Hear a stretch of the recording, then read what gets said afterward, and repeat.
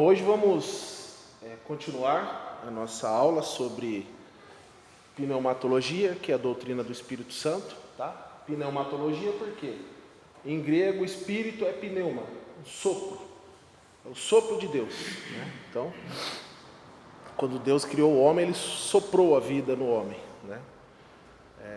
O Espírito Santo, ele sopra em nossos ouvidos, Ele sopra a sua sabedoria, Ele é um sopro, é um vento, tá? Então, por isso que se chama pneumatologia, doutrina do Espírito Santo. A gente já estudou a pessoa, do Espírito Santo, já estudamos a divindade do Espírito Santo, e nós estudamos agora a obra do Espírito Santo, tá? A gente começou na aula passada a obra do Espírito Santo no Antigo Testamento, tá? É importante a gente estudar como ele trabalhava no Antigo Testamento e como ele trabalha hoje no Novo Testamento, tá? São maneiras diferentes, isso é importante a gente estudar. Por que é importante estudar? Para a gente não achar que um entusiasmo humano, né? Euforia, gritaria, sapatear, rolar no chão, que isso é obra do Espírito Santo. A gente não vê isso na Bíblia, tá? Isso não tem na Bíblia. Se você ler toda a Bíblia, você vai ver que em nenhum momento, nenhum cristão do Novo Testamento, nenhum integrante do povo de Israel que era cheio do Espírito Santo fazia isso antes, ok? Então, não é obra do Espírito Santo. É enganação, é pessoa que não entende e não estuda a Bíblia, ok? Ela é levada por doutrinas diferentes, e a Bíblia fala que toda doutrina que é fora da Bíblia é doutrina de demônios. Então, por isso é importante estudar a obra do Espírito Santo, ok? Iniciamos com a obra do Espírito Santo no Antigo Testamento. Hoje a gente vai prosseguir como que ele atuava no Antigo Testamento e vamos adentrar nas obras do Espírito Santo no Novo Testamento, ok? Então, continuando, no Antigo Testamento, ele também regenerava os santos, tá? Então, ele regenerava os santos. Quem são os santos? A palavra santo, a sua tradução literal é os separados, tá? Separados. Então, somos santos. Somos separados por Deus do mundo. Então, Deus nos separou, nos santificou, somos separados. E ele fazia a mesma coisa no Antigo Testamento. Ele separava o povo dele do resto do mundo. Então, ele regenerava quem? Os separados, os santos. Então, embora a salvação no Antigo Testamento esteja olhando para frente, ou seja, no Antigo Testamento eles tinham a promessa da salvação, a promessa do Messias, a promessa que ele viria, a promessa que ele salvaria todo mundo. Então, no Antigo Testamento era uma promessa. Então, ele também atuava na regeneração dos santos. Os santos sabiam que seriam regenerados. O que é regenerar? Recriar. Então, uma recriação. Então, Deus quebra o vaso antigo e faz um novo. Essa é a ideia da regeneração. Nascer de novo. Nova criatura. Então, o Espírito Santo também fazia isso no Antigo Testamento. Apesar de Cristo não ter feito sua obra terrena ainda. Eles sabiam que iria acontecer. Ou seja, para a vinda do Messias, é inegável que pessoas tivessem a expectativa e a própria certeza de salvação. Então, eles tinham a certeza que Cristo ia vir e que ele faria a sua obra, tá? E quem fazia isso? Quem dava essa certeza? Quem regenerava os santos do Antigo Testamento? O Espírito Santo, ok? Segundo livro do profeta Samuel, capítulo 22, versículo 47. Vive o Senhor, e bendito seja o meu rochedo, e exaltado seja Deus, a rocha da minha salvação. Então, o Espírito Santo revelava no Antigo Testamento que haveria salvação, que a salvação viria através do Messias. Jeremias, capítulo 17, versículo 14. Cura-me, Senhor, e sararei. Salva-me, e serei salvo, porque tu és o meu louvor. Então, é interessante a gente entender que Jeremias, Samuel, eles não sabiam da obra de Cristo. Eles não sabiam como ia ser. O Antigo Testamento estava sendo escrito ainda. Eles não tinham o Antigo Testamento completo. Não. O Novo Testamento, então, ninguém sabia que ia... Bom dia. Ninguém sabia que ia ser escrito. Mas eles tinham essa certeza. Que o Senhor curaria e que o Senhor salvaria. Então, quem revelava isso?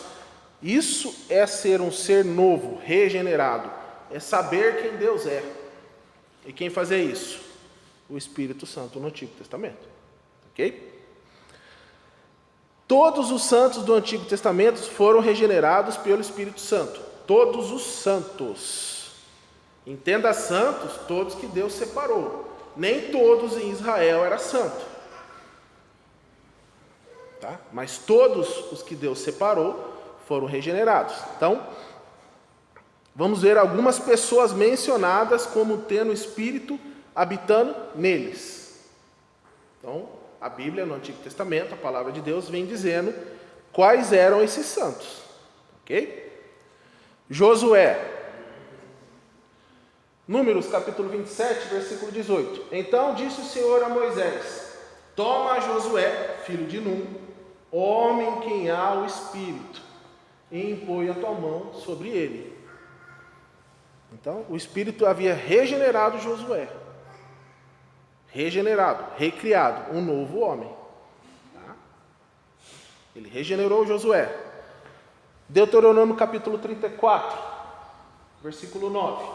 E Josué, filho de Num, foi cheio do espírito de sabedoria, porquanto Moisés tinha posto sobre ele as suas mãos. Assim, os filhos de Israel lhe deram ouvidos, e fizeram como o Senhor ordenara a Moisés. Por que que os filhos de Israel deram ouvidos a Josué?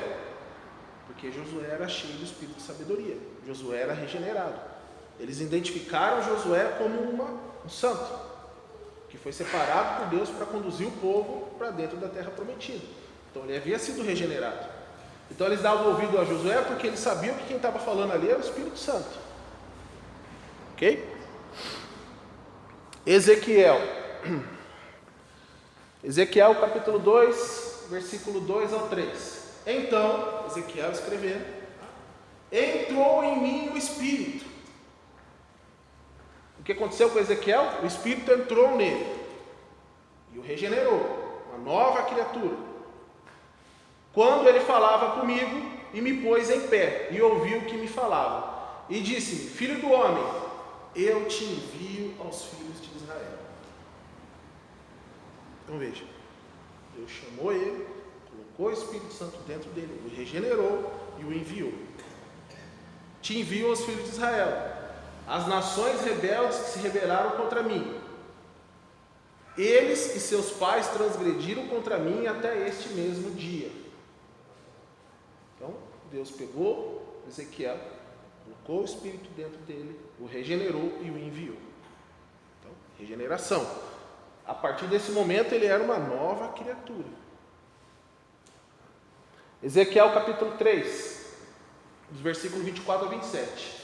Então entrou em mim o Espírito, e me pôs em pé, e falou comigo e me disse: entra e encerra-te dentro da tua casa. No versículo 24. Lá no 27. Mas, quando eu falar contigo, abrirei a tua boca e lhes dirás: assim diz o Senhor Deus. Quem ouvir, ouça, e quem deixar de ouvir, deixe, porque eles são casa rebelde. Mais uma vez aqui está mostrando. Entrou o Espírito dentro de Ezequiel e disse para ele: fique dentro da sua casa, guardado. Depois ele enviou: abrirei a tua boca e lhes dirás: assim diz o Senhor. Por quê? O Espírito estava falando dentro dele, por ele.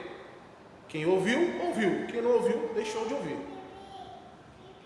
Então, uma regeneração. Veja, um novo homem obedecendo o que o Espírito falava para ele fazer. Ok? Daniel. Daniel capítulo 4, do versículo 8 ao 9.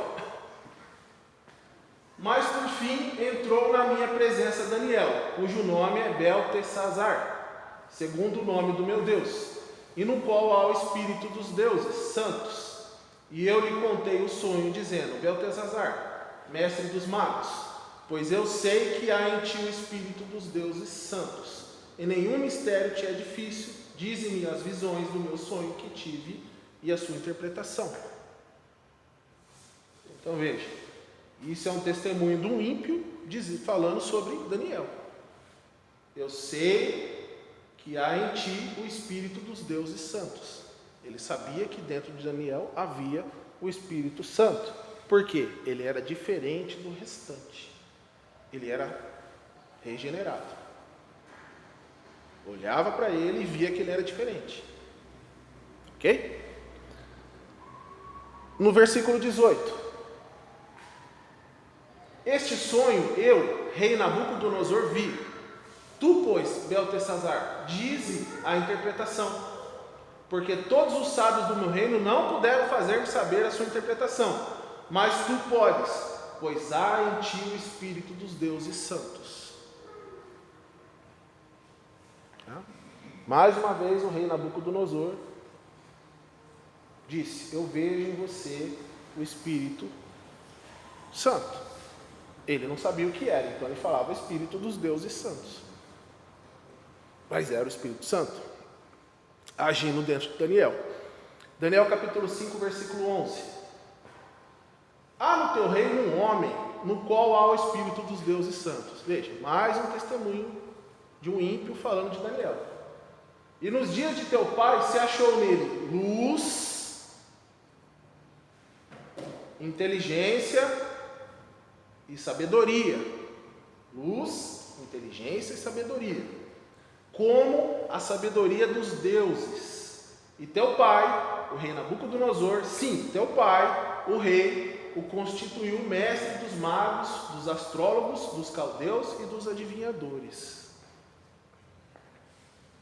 Então, regeneração, luz, inteligência e sabedoria. E qual sabedoria? Sabedoria de Deus. Então, mais uma vez, um outro testemunho de um ímpio falando de Daniel. Ok? Obra do Espírito Santo. Miqueias capítulo 3, versículo 8. Mas eu estou cheio do poder do Espírito do Senhor, e de juízo, e de força, para quê? Para anunciar a Jacó a sua transgressão, e a Israel o seu pecado. Miqueias, regenerado. Então o que Miqueias fazia? Ele estava cheio do Espírito do Senhor, juízo e força. Juízo de quem? De Deus. Força de quem? De Deus. Para quê? Para maltratar as pessoas? Para falar que você não presta, você é isso, você é aquilo? Não, para anunciar a Jacó. O propósito dele era anunciar a Jacó, ao povo de Israel, o quê? Transgressão e pecado. Transgressão e pecado. Então ele foi regenerado. Para quê? Para ser um porta-voz de Deus ao povo de Deus, para falar sobre a sua transgressão e pecado. Ele não foi enviado para falar que ele seria próspero, que ele teria muitos carros, muitas empresas, que ele seria a pessoa mais bonita do mundo, que ele viajaria, que ele teria uma Ferrari. Não. Ele foi enviado, para dizer que, enfim, que teria toda a riqueza do mundo. Não. Transgressão e pecado. Transgressão da lei e o pecado, que é errar o alvo. Para isso que o Espírito Santo transformou Miqueias. B. O Espírito Santo esteve com Israel durante todo o tempo. Então ele não apenas regenerou os santos, mas ele esteve junto com Israel durante quanto tempo? Todo o tempo. Ageu, capítulo 2, do versículo 4 ao 5. Ora, pois, esforça-te, Zorobabel, diz o Senhor, e esforça-te, Josué, filho de Zozadac, sumo sacerdote, e esforça-se todo o povo da terra, diz o Senhor, e trabalhai, porque eu sou convosco, diz o Senhor dos Exércitos, segundo a palavra da aliança que fiz convosco quando saísse do Egito. O meu espírito permanece no meio de vós, não temeis. Então, Deus dizendo, meu espírito permanece no meio de vós. Então o Espírito Santo de Deus permanecia junto com Israel todo o tempo. Tá? Então o Espírito Santo tinha estado com eles desde os dias da aliança com Moisés. Tá? Isaías 63, do versículo 11 ao 14. Todavia, se lembrou dos dias da antiguidade, de Moisés e do seu povo, dizendo: onde está agora o que fez subir do mar com os pastores do seu rebanho? Onde está o que pôs no meio deles o seu Espírito Santo? Aquele cujo braço glorioso ele fez andar à mão direita de Moisés, que fendeu as águas diante deles, para fazer para si um nome eterno? Aquele que os guiou pelos abismos, como o cavalo no deserto, de modo que nunca tropeçaram? Como o animal que desce ao vale, o Espírito do Senhor lhes deu descanso. Assim guiaste a teu povo para te fazeres um nome glorioso. Então, o Espírito Santo estava ali guiando o povo no deserto. Então, desde os dias da aliança com Moisés, o Espírito Santo estava com eles. Nem todos os santos do Antigo Testamento receberam dons especiais. Tá? Então, aqueles que receberam dons nem sempre mostraram um caráter espiritual excepcional. Tá? Então veja, nem todos os santos receberam dons, mas tiveram alguns que receberam dons, mesmo assim o caráter era duvidoso. Sansão, Balaão, Saul, eles receberam dons, mas o caráter não era um caráter espiritual. Tá? Os dons que eles receberam, às vezes eram permanentes e às vezes não. Então, alguns santos do Antigo Testamento receberam dons permanentes, outros eram dons temporários. Tá? Então, primeiro livro de Samuel, capítulo 16. Versículo 13 e 14. Então Samuel tomou o chifre do azeite e ungiu no meio de seus irmãos. E desde aquele dia em diante o Espírito do Senhor se apoderou de Davi. Então Samuel se levantou e voltou a Ramá. E o Espírito do Senhor se retirou de Saul e atormentava um espírito mau da parte do Senhor. Então Saul tinha recebido o Espírito do Senhor para ser rei, foi ungido para ser rei. Quando ele desobedeceu ao Senhor, o Espírito saiu dele. Ele não tinha mais o dom de ser rei. Agora seria Davi. Então, às vezes o dom era permanente e às vezes não. Ok? Aqui, Saul perdeu o dom que Deus tinha dado para ele de ser rei. Ele tinha sido ungido, capacitado. Deus foi lá e tirou. Davi escreveu no Salmo 51: não me lances fora da tua presença, e não retires de mim o teu Espírito Santo. Então, Davi clamava: eu sou pecador, eu pequei, fiz o que era mal diante do Senhor, mas por favor, não tire de mim o teu Espírito. Porque havia acontecido com Saul. Então, nessa segunda passagem, Davi se refere à sua unção pelo Espírito Santo para o serviço especial do Senhor. Tá? Então, é assim que o Espírito Santo trabalhava no Antigo Testamento. Okay? Capacitando para um serviço específico, regenerando também, tá? Revelando a salvação de Deus para Israel. Pena que quando veio, Israel rejeitou. Mas era propósito de Deus. Se Israel não rejeita, eles não tinham matado Jesus. Se eles não tivessem matado Jesus, não haveria salvação. Tudo é propósito de Deus. Jesus veio para ser morto. Ok? Agora a gente vai começar a obra do Espírito Santo com respeito à igreja, Novo Testamento, tá? Então, a partir de quando? A partir de Pentecostes. O dia de Pentecostes. Ok? O que era Pentecostes? Era uma festa. Israel comemorava o dia de Pentecostes, era 50 dias depois do dia da Páscoa. O que era Páscoa para Israel? Quando o povo saiu do Egito. Deus mandou ele sacrificar os animais, fazia aquela marca de sangue nos batentes das portas.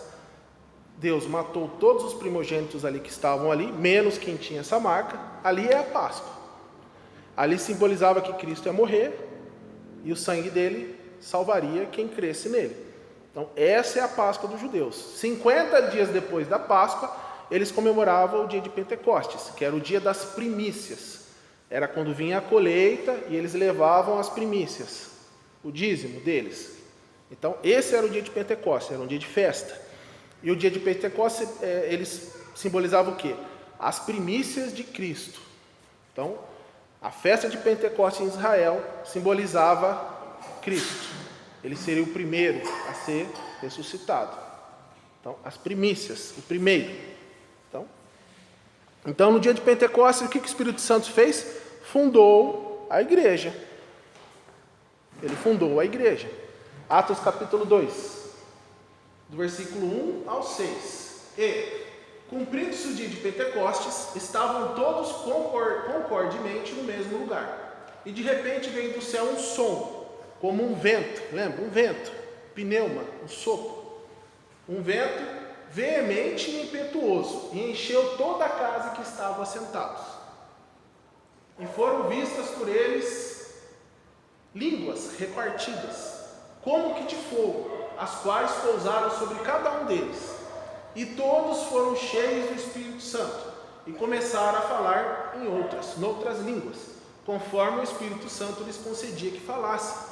E em Jerusalém estavam habitando judeus, homens religiosos de todas as nações que estavam debaixo do céu. E quando aquele som ocorreu, ajuntou-se uma multidão e estava confusa, porque cada um os ouvia falar na sua própria língua.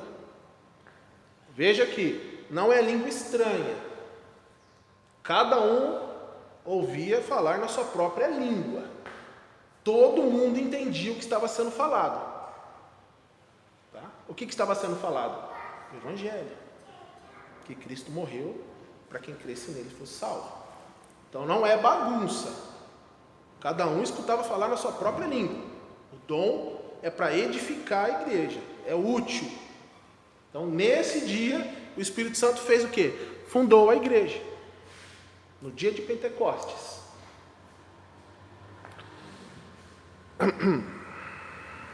Primeira carta do apóstolo Paulo, à igreja que estava em Corinto. Capítulo 12, versículo 13. Pois todos nós fomos batizados em um Espírito, formando um corpo. Quer judeus, quer gregos, quer servos, quer livres, e todos temos bebido de um Espírito. Então, um Espírito. Então, fomos batizados em um Espírito só, formando um corpo. Ou seja, quer judeus ou gregos, judeus ou gentios, servos ou livres, escravos ou senhores de escravos. E todos temos bebido de um Espírito. Um Espírito. O Espírito Santo habita na igreja. Primeira carta do apóstolo Paulo a Coríntios, capítulo 3, versículo 16 ao 17. Não sabeis vós que sois templo de Deus, e que o Espírito de Deus habita em vós? Então, sois templo do Espírito de Deus, e que o Espírito de Deus habita em vós. Então ele fundou a igreja. O que é? Fundou a igreja. Então, se alguém destruir o templo de Deus, Deus o destruirá, porque o templo de Deus que sois vós é santo. Então ele fundou a igreja é a reunião de todos os santos. Efésios, capítulo 2, do versículo 20b, segunda parte do versículo, até o 22. Jesus Cristo é a principal pedra da esquina, no qual todo o edifício, bem ajustado, cresce para o templo santo no Senhor, no qual também vós juntamente sois edificados para a morada de Deus em espírito. Então, ele fundou a igreja, e o Espírito Santo, ele habita em nós, ele habita na igreja. Primeira carta do apóstolo Pedro, capítulo 2, do versículo 4 ao 5. E chegando-vos para ele, pedra viva, reprovada, na verdade, pelos homens. Então veja, quem que é a pedra viva? Jesus Cristo. Reprovada, na verdade, pelos homens, mas para com Deus eleita e preciosa. Vós também, como pedras vivas, sois edificados casa espiritual e sacerdócio santo, e para oferecer sacrifícios espirituais agradáveis a Deus por Jesus Cristo. Então, somos pedras vivas, juntos formamos o templo, o edifício. Ok? Então, o Espírito Santo, ele fundou a igreja e ele habita na igreja. Então, a igreja não é esse templo aqui. Aqui é uma casa. A igreja somos nós. Quando junta as pedras, forma a igreja. Então, ele funda a igreja e habita em nós. O Espírito Santo preside a igreja. Então, quem preside a igreja? São homens? Não, é o Espírito Santo. Okay? A igreja é presidida, ele fundou, ele habita na igreja e ele preside a igreja. Ok? Como que ele faz isso? No governo da igreja. Atos capítulo 20, versículo 28. Olhai, pois, por vós e por todo o rebanho sobre que o Espírito Santo vos constituiu bispos. Bispos, presbíteros, pastores, é a mesma coisa, tá? Bispo, presbítero e pastores. É a mesma palavra, muda as traduções. Então, olhai, pois, por vós e por todo o rebanho sobre que o Espírito Santo vos constituiu bispos, para apacentardes a igreja de Deus que ele resgatou com seu próprio sangue. Então, quem colocou o pastor Nilvo aqui para presidir a igreja? O Espírito Santo. Ele preside a igreja através do pastor Nilvo. Ok? Primeira carta do apóstolo Paulo a Coríntios. Eu vou ler o versículo 4, depois do 7 ao 9 e depois o 11. Ora, há diversidade de dons, tá? Mas o Espírito é o mesmo. Mas a manifestação do Espírito é dada a cada um para o que for útil. O dom é útil. Não existe um dom do Espírito Santo que é inútil, que não serve para nada. Ele é útil. Se ele não está sendo útil para a igreja, não é um dom do Espírito Santo, tá? Se ele faz mal para a igreja, não é dom do Espírito Santo. Se ele não edifica a igreja em nada, não promove o crescimento da igreja em nada, ele não é útil, não é dom do Espírito Santo. Tá? Então, é dado a cada um para o que for útil. Porque a um pelo Espírito é dada a palavra da sabedoria, e a outro pelo mesmo Espírito a palavra da ciência, e a outro pelo mesmo Espírito a fé, e a outro pelo mesmo Espírito os dons de curar. Mas um só e o mesmo Espírito opera todas as coisas, repartindo particularmente a cada um como ele quer. Tá? Então ele preside a igreja governando, dando dons. E cada um vai usar o seu dom para que seja útil à igreja. B. Na pregação da igreja. Então, quem que coloca no coração de quem vai pregar aqui o que é para ser pregado? O Espírito Santo. Tá? O Espírito Santo vem e faz aquele texto ressaltar, né? Ele salta aos olhos de quem está ali preparando um sermão, orando, e ele prega. É o Espírito Santo. Tá? Então ele também atua na pregação da igreja. Atos capítulo 4, versículo 8 ao 12. Então Pedro, cheio do Espírito Santo, lhes disse. Então o que aconteceu? Ele primeiro foi cheio pelo Espírito Santo, para depois dizer o que o Espírito Santo queria que ele dissesse. Principais do povo, e vós, anciãos de Israel, e em nenhum outro há salvação, porque também debaixo do céu nenhum outro nome há dado entre os homens pelo qual devemos ser salvos. Ele foi cheio do Espírito Santo para falar e foi escrito, para que a gente pudesse ler isso 2000 anos depois. Ok? Então, na pregação. Primeira carta do apóstolo Paulo aos Coríntios, capítulo 2, versículo 4. E a minha palavra e a minha pregação não consistiram em palavras persuasivas de sabedoria humana. Não era a sabedoria de Paulo que pregava ali. Paulo, antes de ter sido cheio do Espírito Santo, ele era assassino, ele matava cristão, ele perseguia a igreja, ele odiava a Cristo, ele chamava a igreja de seita. Essa era a sabedoria humana que Paulo tinha antes. Quando ele foi cheio do Espírito Santo, ele fez o quê? Ele começou a demonstrar a demonstração de Espírito e de poder. Ele começou a demonstrar o quê? O poder do Espírito Santo, não da sabedoria dele. Tá? Então, na pregação. Primeira carta do apóstolo Pedro, capítulo 1, versículo 12. Aos quais foi revelado que, não para si mesmos, mas para nós, eles ministravam estas coisas que agora vos foram anunciadas por aqueles que, pelo Espírito Santo enviado do céu, vos pregaram o Evangelho, para as quais coisas os anjos desejam bem atentar. Então veja, revelado não para si mesmo, para nós, eles ministravam estas coisas que agora foram anunciadas por aqueles que, pelo Espírito Santo enviado do céu, vos pregaram o Evangelho. Então a pregação é dirigida pelo Espírito Santo.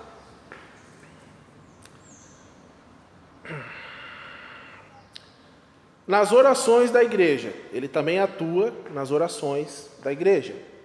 Efésios capítulo 6, versículo 18. Ore em todo o tempo, com toda oração e súplica no Espírito, e vigiando nisto com toda perseverança e súplica por todos os santos. Então, ele está ali atuando nas orações. Súplica no Espírito. Efésios capítulo 5, versículo 18 ao 19. E não vos embriagueis com vinho, em quem há contenda. Então ele está dizendo aqui, não fiquem embriagados, não bebam. Por quê? A bebida ela deturpa o homem. O homem começa a ficar deturbado, perde os sentidos, faz o que não devia fazer.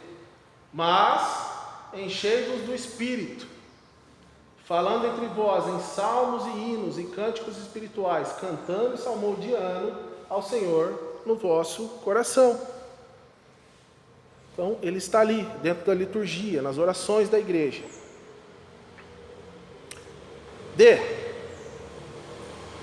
O Espírito Santo unifica a igreja. Então, ele preside, ele fundou a igreja, ele habita na igreja, ele preside a igreja como? No governo da igreja, na pregação da igreja, na oração da igreja. E ele agora unifica a igreja. Filipenses, capítulo 2, versículo 1 ao 2. Portanto, se há algum conforto em Cristo, se alguma consolação de amor, se alguma comunhão no Espírito, se alguns entranháveis afetos e compaixões, completai o meu gozo, para que sintais o mesmo, tendo o mesmo amor, o mesmo ânimo, sentindo uma mesma coisa. Então ele unifica a igreja. Ele que faz isso. Efésios capítulo 2, versículo 18. Porque por ele ambos temos acesso ao Pai em um mesmo Espírito. Em um mesmo Espírito. Então ele unifica todos no mesmo Espírito. E por fim, Efésios capítulo 4, versículo 3. Façam todo o esforço para conservar a unidade do Espírito, pelo vínculo da paz. Então ele unifica a igreja. Tá ok, irmãos? Vamos encerrar nossa aula por aqui. No próximo domingo a gente vai continuar falando sobre as obras do Espírito Santo no Novo Testamento, que é a nossa época agora, ok? Vamos orar. Pai, obrigado por mais essa aula, obrigado pela Tua Palavra, obrigado pelo Teu Santo Espírito operando em nós, que nós possamos viver em Espírito e praticar as obras do Espírito, os frutos do Espírito e não a obra da carne.